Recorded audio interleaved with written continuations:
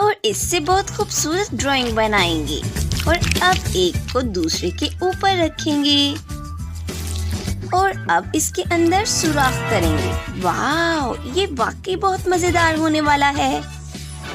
ऊपर से इसे थोड़ा सा और सजाएंगे और अब क्ले का एक और टुकड़ा लेंगे और इसके अंदर थोड़ी सी रेत डालेंगे और इसे अच्छे से बंद कर देंगे और अब इसे अच्छे से फिनिशिंग टच देंगे और ये हो गया।